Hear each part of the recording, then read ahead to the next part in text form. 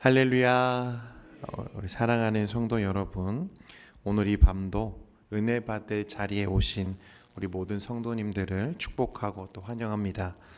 오늘도 우리의 모든 기대와 소망을 뛰어넘어서 넘치도록 부으시는 하나님의 은혜가 여러분과 함께 하시기를 축원드립니다. 우리 지난주에 우리는 그 이삭의 믿음에 대해서 살펴봤습니다. 이삭은 완벽한 사람은 아니었습니다. 그는 남자답고 들에서 지내는 걸 좋아했던 첫째 에서를 편애하죠. 그래서 하나님이 야곱을 언약의 계승자로 선택하셨음을 그가 알았음에도 에서에게 모든 축복을 물려주고자 했습니다. 그는 비록 그릇된 자기 고집과 편애로 그렇게 하나님의 뜻을 거스를 뻔했지만 분명한 것은 그가 하나님의 나라를 믿었고 자기 자신과 그 후손을 통해서 이 땅에 하나님의 나라가 서게 될 것을 믿음으로 확신했습니다. 그렇기 때문에 그가 믿었기 때문에 자신이 사랑했던 에서에게 그 모든 축복을 물려주고 싶었던 거죠. 어쨌든 이삭의 편애는 곧 가족들을 비극적인 상처와 아픔으로 내몰았습니다. 그리고 그 스토리에서 가장 큰 피해자는 누굴까요, 여러분? 야곱이었어요. 야곱. 여러분, 야곱이라고 하는 이름의 뜻을 다들 아시죠? 발꿈치, 발 뒤꿈치를 잡은 자다.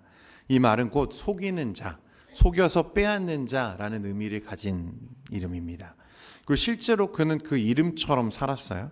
태어날 때부터 형의 발꿈치를 붙잡고 태어났고 교묘하게 아주 계산적으로 팥죽 한 그릇으로 형 에서에게서 무엇을 빼앗습니까? 장자의 명분을 빼앗았습니다.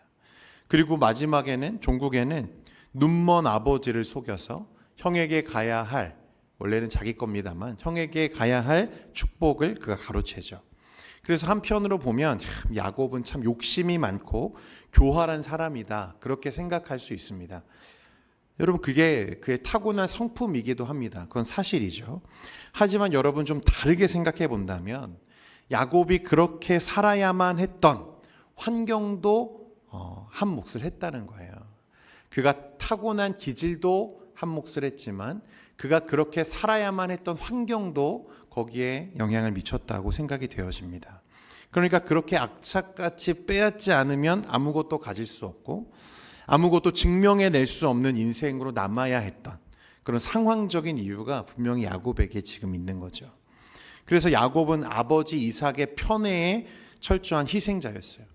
아무런 이유 없이 자신이 잘못한 게 아닌데 단지 사냥을 즐기지 않고 조용한 성격이라는 이유만으로 아버지의 사랑과 관심에서 철저히 배제되고 소외되어야만 했던 그의 삶.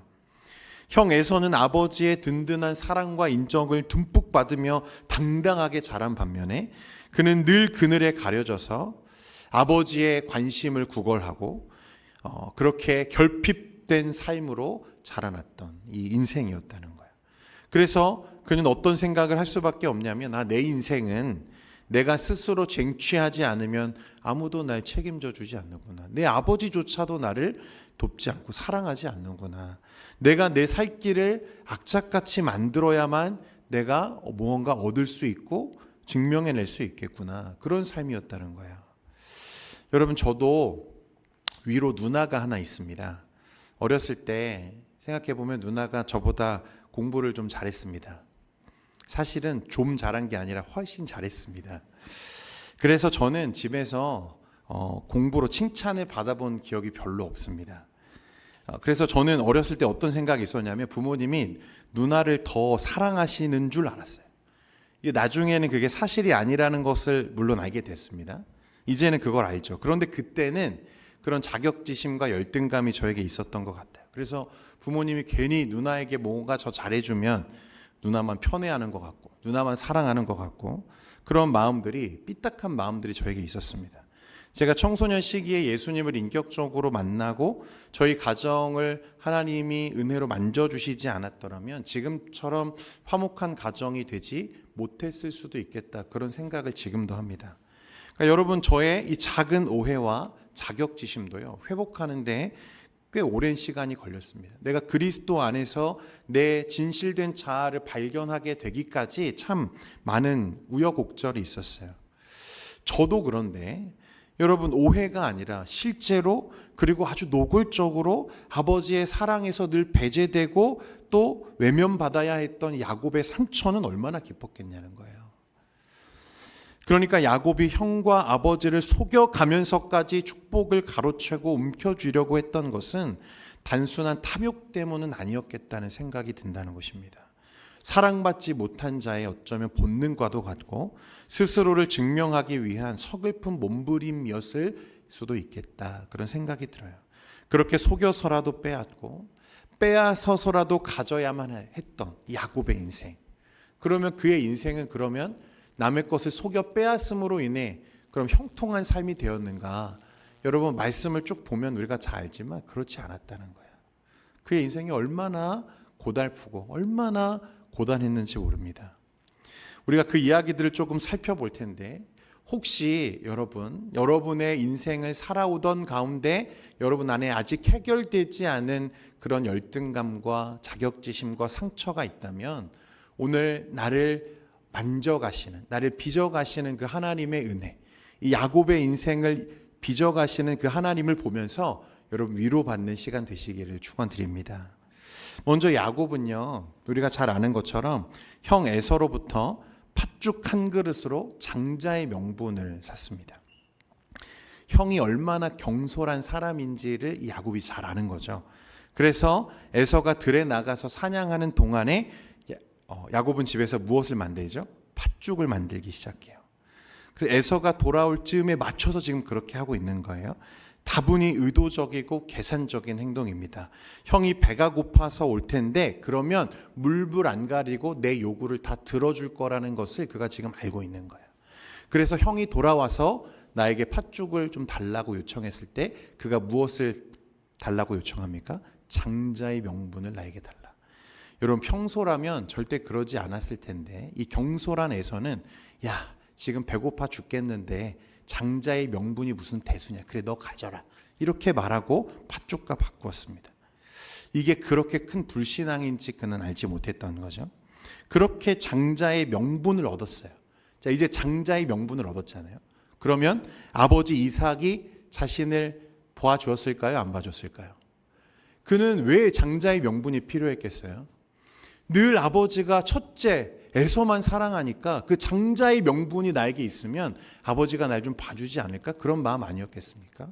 그런데 정작 장자의 명분을 가져도 여러분, 아버지의 관심은 그에게 돌아오지 않았다는 거예요. 그래서 이번에는 어떻게 하죠? 어머니 리브가와 작당 모의를 해요. 그래서 아버지 이삭을 속여서 형 에서에게 갈 축복을 이제 가로챈 것입니다. 원래 야곱에게 가야 할 축복이기는 했지만 여러분, 그 방법이 참 악하잖아요. 형을 속이고 아버지를 속이고 매우 악의적이고 인간적인 방법으로 축복을 갈취했습니다. 속여 빼앗은 거예요. 그러면 여러분, 과정이야 어떻든 간에 어쨌든 축복을 받았으니까 된 것 아닙니까? 그러면 뭐든 그가 원하는 대로, 그리고 그가 생각한 대로 유리한 방향으로 삶이 이루어져야 하는 것 아닐까요? 하지만 현실은 정반대였다는 거예요. 속여서 그렇게 무언가를 빼앗아서 내 삶을 채워도 그의 삶에 정작 채워지는 건 아무것도 없었다는 것입니다. 어떻게든 내 몫을 쟁취하고 나면 행복할 줄 알았지만 아버지의 축복을 가로챈 야곱에게 돌아온 현실은요, 오히려 더 냉혹하고 분노한 형을 피해 도망쳐야 되는 나그네의 신세가 되는 거예요. 리브가는 야곱을 여러분 떠나보내면서 잠시 삼촌 라반의 집에 가 있어라. 형이 지금 너무 화가 많이 났으니까 잠깐 가 있어. 네 형의 분노가 사그러지면 내가 사람을 보낼게. 그러니까 이 야곱도 리브가도 사실 이때까지만 해도 어떻게 생각했냐면 잠시 조금 지나면 문제가 해결될 거라고 생각했어요. 그래도 몇 달, 아무리 길어도 1년이면 충분하리라 그렇게 생각했겠죠. 그런데 여러분, 야곱이 라반의 집에서 몇 년을 보냅니까? 20년을 보냈어요. 20년. 그리고 말씀에는 잘 나오지 않지만 그는 살아 생전에 다시 어머니 리브가를 보지 못합니다. 그토록 사랑했던 어머니 리브가를 그는 이 잘못된 결정, 형의 축복을 속여 빼앗는 자신의 이 결정으로 인해서 사라 생전에 어머니를 다시 못 봤어요. 그의 현실은 여러분 어떻습니까? 아니, 축복을 받았잖아요. 하나님의 축복을 물려받았잖아요. 그런데 그의 가정은 어떻죠? 여러분 좀 의아하지 않으세요? 아니, 믿음의 선진들이잖아요. 이 사람들이 믿음의 사람이다, 그렇게 인정받은 사람들이잖아요. 그런데 아브라함과 이삭과 야곱으로 이어지는 믿음의 사람들과 그 가정의 서사가 우리가 생각하는 것보다 어떻습니까? 너무 비극적이죠. 누가 누구를 막 죽이려고 하고, 형제가 형제를 서로 미워하고, 아버지가 자녀를 편애하고, 너무 고통스러운 상처와 아픔으로 가득 차 있다는 거예요. 그리고 그 아픔이 계속 어떻게 돼요? 되물림되고 있는 거예요. 아브라함으로 이삭으로, 이삭에서 야곱으로. 아니, 하나님을 믿으면 축복을 받은 인생인데 왜 이렇게 아플까? 하나님 안에 있으면 좀 꽃길을 걸어야 되는 것 아닌가? 우리가 그렇게 생각하지 않습니까? 성도 여러분, 우리는 여기서요, 성경이 말하는 축복과 믿음에 대한 아주 중대한 오해를 하나 깨뜨려야 됩니다. 우리는 흔히 하나님의 축복을 받으면 내 인생의 고난이 다 사라지고 모든 일이 내 뜻대로 술술 풀리는 꽃길을 기대하잖아요. 여러분들도 그렇지 않으십니까? 오늘 그런 마음으로 이 자리에 오신 분들도 계실 거예요. 하지만 여러분, 우리가 알아야 되는 것은 하나님께서 저와 여러분에게 주고자 하시는 삶은, 하나님이 우리에게 주시는 축복의 진짜 목적은 고난 없는 편안한 삶을 약속하는 것이 아니라 하나님만 전적으로 의지하는 거룩한 삶으로 우리를 빚어내는 데에 목적이 있는 것입니다. 여러분, 다시요, 하나님이 우리를 축복하시는 목적은 고난이 없는 삶을 살게 하시는 게 아니라 무엇을 위한 삶이라고요? 하나님만 전적으로 의지하는 거룩한 삶으로 그를 빚어가시는 데 목적이 있다는 거예요. 아브라함과 이삭, 야곱, 그 어느 인생도 평탄한 삶을 산 사람이 없습니다. 어느 가정도 그렇게 화목한 가정 별로 없었어요. 그들이 겪어야 했던 상처와 비극들, 여러분, 우리가 말씀에 계속 보게 되잖아요. 그런데 그것은 그냥 하나님이 주신 저주가 아니었어요. 철저하게 그들 안에 남아있던 육신의 고집과 내 힘으로 쟁취하려고 했던 죄성이 만들어낸 결과물들인 거죠. 이삭이 하나님의 뜻보다 자기 입맛에 따라 편애하는 에서를 더 사랑하기로 선택했을 때, 야곱이 하나님의 때를 기다리지 못하고 분명히 하나님께서 그에게 주셨을 텐데, 하나님께서 그를 반드시 축복하셨을 텐데 그 때를 기다리지 못하고 조급한 마음에 거짓말이라고 하는 인간적인 방법으로 축복을 훔쳐냈을 때, 그 인간적인 선택들이 얽히고 설켜서 가족 간의 상처와 생이별이라는 비극을 지금 계속 낳고 있다는 거예요.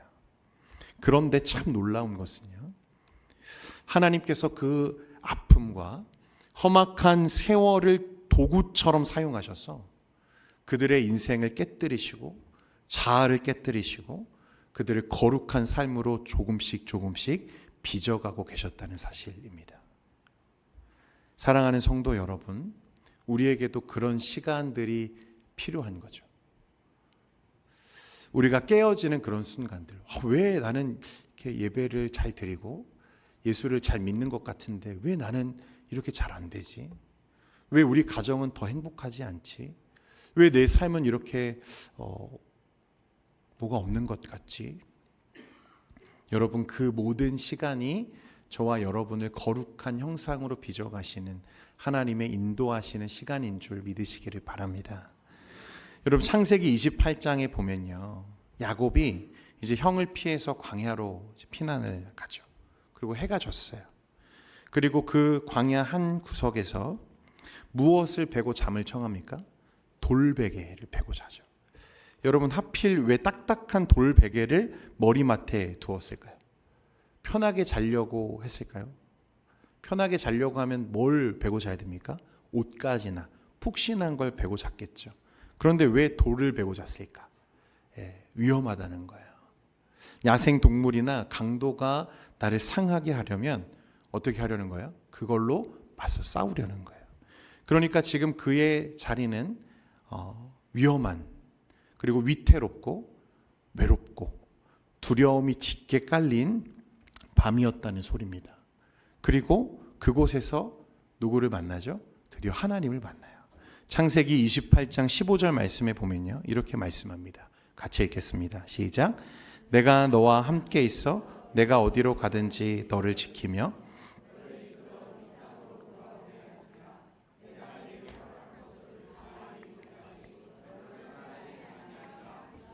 아멘.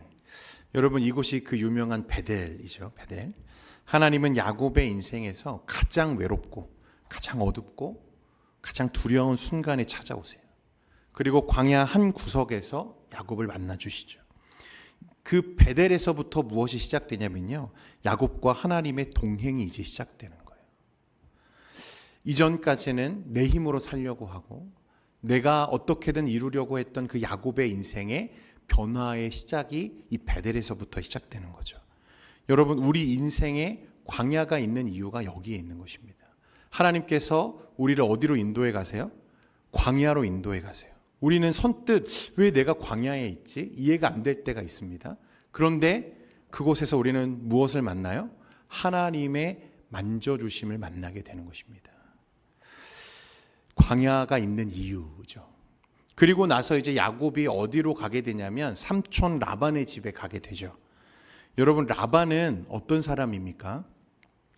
정말 우리 인생에 절대 만나지 말아야 할 유형의 사람이 있다면 이 라반과 같은 사람입니다. 여러분 인생에 라반과 같은 사람을 만나지 않기를 원합니다. 할렐루야. 자신의 이익과 성공을 위해서라면 친조카도 팔아먹을 수 있는 사람, 친조카를 염전 노예처럼 부려먹을 수 있는 사람이 누굽니까? 라반이죠. 그야말로 뛰는 야곱 위에 나는 라반이다, 이렇게 보면 됩니다. 그래서 야곱이 라반과 함께 거주하는 동안 그는 어떤 삶을 살기 시작하냐면 계속 속는 삶을 살아요. 속는 삶. 여러분, 무엇을 속았습니까? 라헬을 준다고 했다가 들어가 보니까 누구였어요? 일어나 보니까 레아예요. 그래서 7년을 꼬박 더 일해야 됐습니다. 그리고 함께 일하는 동안에 그의 품삯을 10번도 넘게 더 조정하고 바꾸고 속이고 계속 그렇게 했어요. 자기보다 더 독한 외삼촌한테 걸려가지고 철저히 속고 짓밟히고 피눈물 나는 20년의 세월을 야곱이 고스란히 이제 통과하게 되는 거죠. 여러분, 그러니까 내 힘으로 얻으려고 하는, 내 힘을 의지하려고 하는 삶의 이 역경이 바로 이런 거예요. 아버지를 속였던 방식 그대로 자신이 속임을 당하는 고통을 겪으면서 야곱은 서서히 이제 깨닫기 시작하는 것입니다. 내 잔머리와 내 힘으로 내 인생이 되는 게 아니구나. 그런 것을 배워가는 거죠. 성도 여러분, 하나님이 믿음의 사람들의 인생에 때로는 상처를 허락하시고 내 뜻대로 풀리지 않는 고달픈 시간을 허락하시는 이유가 여기 있는 거예요. 우리의 손에 꽉 쥐어져 있는 내가 주인 된 삶들, 내 힘으로 무언가 얻어내려고 하고 쟁취하려고 하는 그 삶들, 그 힘을 좀 빼라는 것입니다. 하나님은 우리가 세상의 헛된 꽃길을 걷는 것보다 비록 다리를 절뚝거리더라도 하나님의 은혜라는 지팡이에 온몸을 기대어서 걷는 진짜 믿음의 사람이 되기를 원하신다는 거예요. 여러분, 그러니까 우리가 무엇을 알아야 되냐면 하나님은 우리의 환경과 우리의 형편을 바꾸시는 분이 아니라 오히려 그 형편과 상황을 도구 삼으셔서 우리의 영혼과 우리의 내면을 빚어가시는 하나님이라고 말씀하고 계시는 거예요. 그리고 그 모든 과정은, 그 과정의 목적은 야곱을 무엇으로 바꾸시려고? 이스라엘로 바꾸시려고. 내 힘으로 무언가를 얻어내려고 하는 자에서 하나님을 전적으로 의지하는 사람으로, 믿음의 사람으로 빚어가시는 과정이었다는 것입니다. 혹시 이 자리에 그런 시간들을 지나는 분들이 계시다면 여러분, 손에 힘을 좀 빼고 하나님을 의지하고 붙드시는 여러분 되시기를 축원드립니다. 이제 야곱의 인생을 이제 빚어가시는 중에요, 하나님은 그를 어디로 불러 세우시냐면 창세기 32장에 보면 야복 강가에 그를 다시 세우시죠. 이제 20년 타향살이를 좀 정리하고요, 다시 고향으로 돌아가려고 마음을 먹었습니다. 하나님의 인도하심이었는데 아내들과 자식들을 이제 데리고 그동안 모은 재물을 가지고 길을 나섰어요. 그런데 문제가 있습니다. 뭐가 문제죠, 여러분? 20년이 지나도록 집에서 사람이 왔어요, 안 왔어요? 안 왔어요. 그 말은 무슨 뜻입니까? 형이 아직 화가 안 풀렸다는 뜻이에요. 20년이 지나도 여전히 야곱을 향해 분노를 품고 있는, 분노가 아니죠, 살의를 품고 있는, 그가 돌아오기만을 기다리는 형 에서가 문제였다는 거예요. 그리고 들어보니까 이제 형이 400명의 군사를 이끌고 지금 달려오고 있다는 것입니다. 형의 기분이 풀렸다면, 형이 그냥 조금 화가 났다면 여러분 400명의 군대를 이끌고 올 이유가 있겠습니까? 뭐 하겠다는 거예요? 다 쓸어버리겠다는 거예요. 죽이겠다는 것입니다. 확고했어요. 여러분, 그런데 이때도 야곱이 어떻게 합니까? 먼저 하나님께 엎드렸을까요? 아니었어요.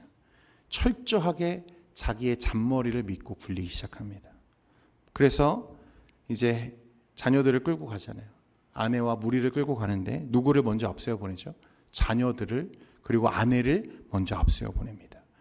왜냐하면 혹 자신의 가족을 먼저 보면 에서의 화가 좀 누그러지지 않을까? 그런 지금 계산을 하는 거죠. 그러면서도 그가 얼마나 치밀하냐면 자신이 가장 사랑하는 라헬과 요셉은 어디에 뒀어요? 무리의 가장 뒤에 뒀어요. 정말 계산적인 사람이죠.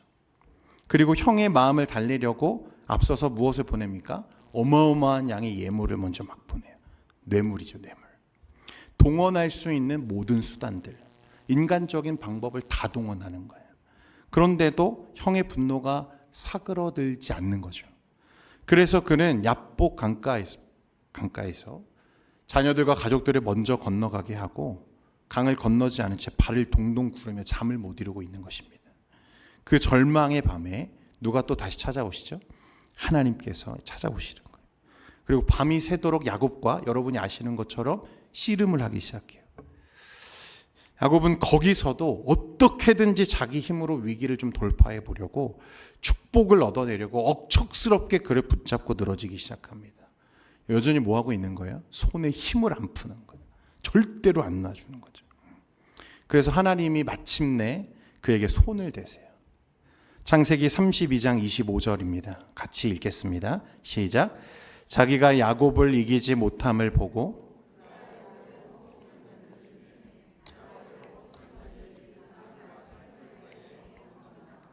아멘. 하나님께서 무엇을 치셨어요? 허벅지 관절, 환도뼈라고 했거든요. 고관절을 쳐서요 부숴버리셨어요. 환도뼈가 부러지는 순간에 야곱은 꼬꾸라집니다. 더 이상 내 두 발로 설 수도 없고 버틸 수도 없고 싸울 수도 없는 거예요. 내 힘이 100% 완전히 끝나는 그 막다른 골목에서 야곱은 비로소 하나님 바짓가랑이를 붙들고 매달리기 시작합니다. 하나님, 주님, 당신이 나를 축복하지 아니하시면 내가 가게 하지 아니하겠나이다. 당신의 은혜가 아니면 나는 한 걸음도 설 수 없습니다. 주님 아니면 나는 잠시도 살 수 없습니다. 주님의 은혜 아니면 나는 아무것도 아닙니다. 그때야 비로소 그런 고백이 터져 나오기 시작했다는 거예요. 내 힘으로 나를 증명하려고 하는 씨름이 끝나고 하나님의 은혜를 의존하는 참된 믿음이 비로소 시작되는 순간이 그 야복강이었어요. 그때 하나님은 그 절룩거리는 야곱을 향해서 영광스러운 새 이름을 부여하시는 거예요. 내 이름을 다시는 야곱이라 하지 말고 무엇이라 해라? 이스라엘이라 부르라. 여러분, 그날 변한 건 그의 이름입니까? 그의 호칭이 변한 건가요? 아니었습니다. 그의 인생이 변한 거예요. 어떻게 변하죠? 이전에는 내 힘으로 살려고 하고 내 마음대로 살려고 하고 내 머리와 내 경험을 의지하고 내 뜻을 이루고 내 힘으로 내 인생을 증명하려고 하는 삶에서 이제는 무엇을 의지하는 삶으로요? 하나님을 전적으로 의지하는 삶을 그가 살기 시작하는 것입니다. 여러분, 그래서 내가 나를 의지하고 내가 성취하려고 하던 삶에서 하나님이 이루시고 하나님을 의지하는 삶으로 변화되는 것, 그게 무엇입니까? 믿음이에요. 그래서 야곱을 오늘 히브리서 기자는 뭐라고 말하는 것입니까? 믿음의 선진이라고 그를 말하는 거예요. 이제 야곱은 환도뼈가 고장나서요. 여러분 어떻게 됐겠습니까? 평생을 그가 다리를 절게 돼요. 그리고 지팡이를 의지할 수밖에 없는 그런 인생이 되는 거죠. 그런데 여러분 오늘 히브리서 기자가 오늘 이 장면을 어떻게 기록하는지 한번 보십시오. 오늘 히브리서 11장 21절 말씀 같이 한번 읽겠습니다. 시작. 믿음으로 야곱은 죽을 때 요셉의 각 아들에게 축복하고 그 지팡이 머리에 의지하여 아멘. 여러분 여기서 노년의 야곱이 짚고 있는 이 지팡이는요, 단순히 나이가 들어서 몸을 가누기 위해서 짚은 노인의 어떤 보조적인 도구가 아니죠. 개혁주의 신학자 아더 핑크라는 분이 뭐라고 말했냐면요, 이 지팡이는 야복 강가에서 환도뼈가 위골된 이후 그가 평생을 절뚝거리며 걸어야 했던 육체적 연약함을 끊임없이 상기시키는 표지였고, 또한 육신의 힘이 완전히 꺾인 채 하나님의 은혜에 기대어 경배하는 자로 변화된 증거였다, 이렇게 말했습니다. 그래서 히브리서 기자가 각 아들에게 축복하고 그 지팡이 머리에 의지하여 경배하였다, 이렇게 말하고 있는 거예요. 여러분 창세기 48장에 보면 야곱이 요셉의 두 아들을 축복하는 장면이 나와요. 아버지 이삭은 영적인 눈이 어두워져서 자신의 기호를 따라 에서를 축복하려다가 누구를 축복했어요? 야곱에게 속아서 야곱을 축복했는데, 그런데 이 장면에서 야곱은 참 놀라운 진보를 우리에게 보여주는 거죠. 세상의 상식과 전통이었던 장자 계승의 원칙을 넘어서 요셉이 만류함에도 불구하고 의도적으로 팔을 엇갈려서 차자인 에브라임의 머리에 오른손을 얹고 축복하는 거예요. 내 잔머리와 내 고집이 아니라 철저하게 하나님의 주권적 선택과 섭리에 완벽하게 순종하고 굴복되어진 인생의 모습이었다는 거예요. 처음에는 속이는 자로, 속여서 남의 것을 빼앗는 자로 태어났던 야곱이 하나님과 동행하는 삶을 살고 하나님의 인도하심 속에 빚어지고 다듬어지다가 종국에겐 어떤 삶을 살아요? 누구보다 하나님의 뜻을 완전히 깨닫고 순종하는, 하나님의 전적인 의지하는 인생으로 바뀌어졌다는 거예요. 여러분 이게 진짜 믿음의 사람으로 빚어진 야곱, 아니 이스라엘의 영광스러운 노년의 모습이었습니다. 사랑하는 성도 여러분, 그가 스스로 말하기를 나는 험악한 삶을 살았습니다 그랬어요. 그의 인생 130년의 여정 속에 잠시도 평안할 날이 없었습니다. 그런데 그가 마지막에 고백하는 것은 그래도 하나님이 나와 함께 하셨습니다 였습니다. 그 순간에 그는 자신을 통해서 다음 세대를 향해, 자녀들을 향해 진짜 축복을 흘려보내며 하나님만을 온전히 경배하는 찬란한 모습으로 야곱이 그려지고 있다는 거예요.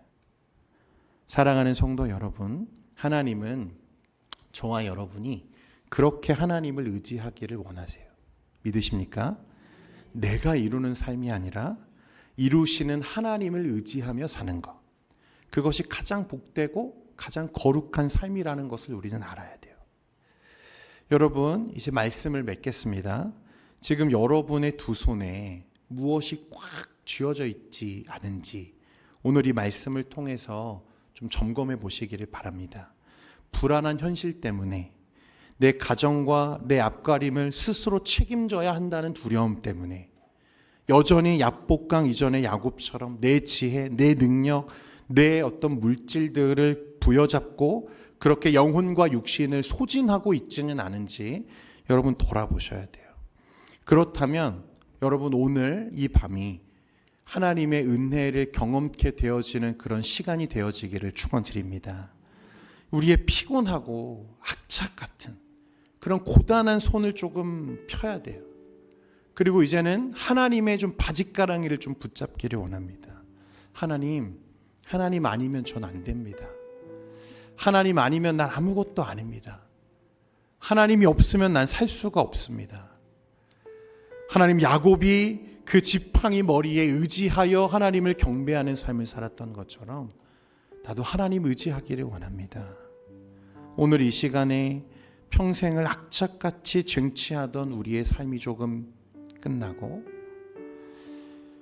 십자가 앞에 좀 내려놓고 나를 살리시는 은혜의 지팡이에 온몸을 기대어서 여러분 남은 인생은 하나님의 영광을 드러내고 여러분들에게 부어지는 그 하나님의 축복을 우리 다음 세대 자녀들에게 마음껏 흘려보내고 하나님의 뜻을 이루어가는 여러분들의 삶이 되시기를 축원드립니다. 여러분 그러려면 먼저 우리의 상처들, 아직 치유되지 않은 우리의 악함들, 아직 해결되지 않은 우리의 인생의 모진 부분들, 더 깎이고 다듬어져야 하는 부분들이 오늘 주님 앞에 고백되어져야 합니다. 하나님, 나를 좀 다듬어 주십시오. 내 안에 여전히 야곱처럼 내 것을 부여잡으려고 하는 욕심이 있습니다. 교만이 있습니다.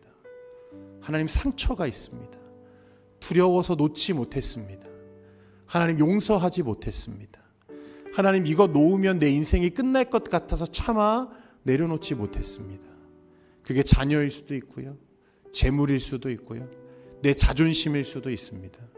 그게 무엇이든지 간에 오늘 하나님 앞에 꺼내어 놓고 씨름하는 여러분 되시기를 바랍니다. 찬양하고 우리 기도할 때 그런 하나님의 만져주시는 은혜가 이 시간 가득하기를 소망합니다.